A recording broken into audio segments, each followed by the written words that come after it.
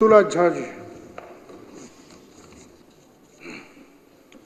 बहुत बहुत धन्यवाद अध्यक्ष जी। आपने मुझे बहुत ही महत्वपूर्ण विषय पर बोलने का मौका दिया है। हमारा देश जिस संविधान से चलता है अध्यक्ष जी, वो संविधान सिस्टम को पब्लिक के प्रति, जनता के प्रति और पब्लिक रिप्रेजेंटेटिव के प्रति अकाउंटेबल बनाता है। इसी के मद्देनज़र मुझे याद है कि 2016 तक इनफैक्ट दिल्ली में थाना लेवल कमेटी होती थी और थाना लेवल कमेटी के चेयरमैन पब्लिक रिप्रेजेंटेटिव यानी कि लोकल एमएलए होते थे और जिसमें एसडीएम और एसएचओ साथ बैठते थे। वो सिस्टम इसलिए था ताकि दिल्ली के अंदर जो लोकल लेवल पे थाना है, उसके एसएचओ हैं, पुलिस के लोग हैं, उसको जनप्रतिनिधि के सामने अकाउंटेबल बनाया जाए ताकि जनता से जुड़े हुए जितने भी मुद्दे हैं उसको सॉल्व किया जाए। और पुलिस पर एक प्रेशर भी रहता था कि अगर किसी भी तरह की घटना घटेगी, किसी भी तरह की लापरवाही होगी तो हमारी जवाबदेही जनप्रतिनिधि के प्रति है। उस सिस्टम को जानबूझ करके खत्म किया गया, पॉलिटिकल कारण से खत्म किया गया। जब से आम आदमी पार्टी की सरकार बनी दिल्ली के अंदर में और 70 में से 67 विधायक बने, तब से इनको लगा कि सारे विधायक तो आम आदमी पार्टी के हैं। आप सोचो कितनी घटिया सोच है इन लोगों की। और इसके चलते इन्होंने थाना लेवल कमेटी जो कि व्यवस्था थी, जो कि एक ऐसी व्यवस्था थी जिसमें कि पुलिस वाले अकाउंटेबल थे, उनकी अकाउंटेबिलिटी फिक्स होती थी, हर महीना 1.5 महीना में मीटिंग होती थी।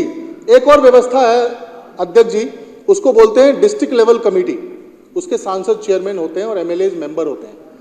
आपको यकीन नहीं होगा अध्यक्ष जी, एक साल मीटिंग नहीं होती है। और अगर मीटिंग होती भी है, अगर मान लीजिए बहुत प्रेशर आप बनाएंगे, तो उस मीटिंग में जो मुद्दे आप उठाएंगे उसमें केवल खाना पूर्ति होती है। उस विषय पे क्या एक्शन हुआ उसकी कोई जवाबदेही नहीं होती है। मुझे तो एक चीज समझ में नहीं आती है कि आपने पूरा का पूरा जो पुलिसिया व्यवस्था है, पूरा का पूरा जो पुलिसिंग का सिस्टम है, लॉ एंड ऑर्डर है, पूरा पॉलिटिकल इस्तेमाल में आपने लगा दिया। सारे विधायकों के ऊपर में फर्जी केस करो, झूठे मुकदमे में फंसाओ, अमानतुल्लाह खान को जेल भेजो, प्रकाश जारवाल को जेल भेजो, सबके ऊपर में फर्जी मुकदमे करो, इनकी सदस्यता कैसी जाए इस पे काम करो। आज मैं एक अनऑथराइज कॉलोनी को रिप्रेजेंट करता हूं। हमारे यहां पर ईंटा गिरता है, बाद में पुलिस आती है पहले। यानी कि कोई गरीब आदमी अगर 25-30 गज का मकान बनाता है तो सूंघते हुए पुलिस वाले पहुंच जाते हैं।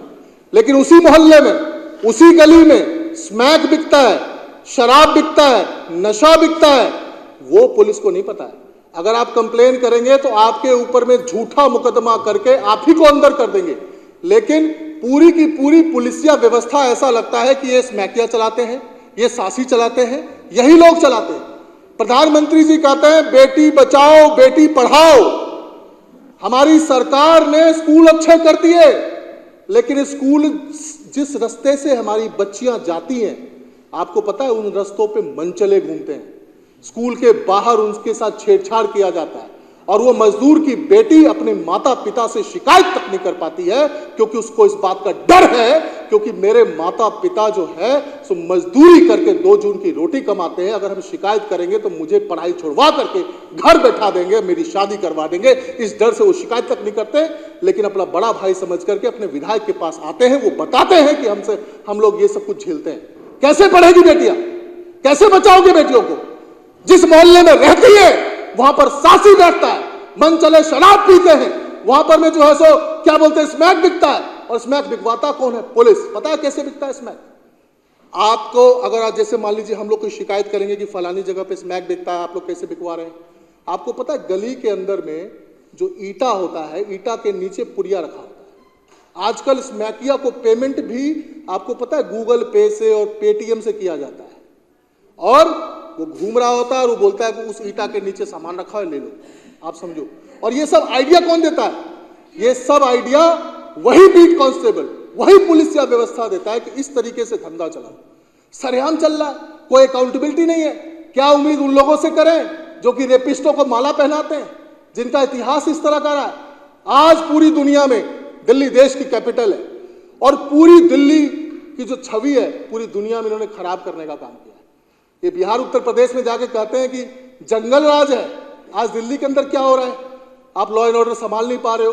गैंग्स ऑफ वसेपुर तो सुनते थे, ये अभी दुर्गेश पाठक बता रहा था कि गैंग्स ऑफ नारायणा चल रहा है, गैंग्स ऑफ बवाना चल रहा है, रोज जो है सो लूटपाट हो रहा है, गोलियां चल रही है, फिरौती मांगी जा रही है। देश की राजधानी है दिल्ली, दुनिया दिल्ली की तरफ देखती है। दिल्ली के अंदर कोई घटना घटती है तो पूरी दुनिया के अंदर इसका शोर होता है।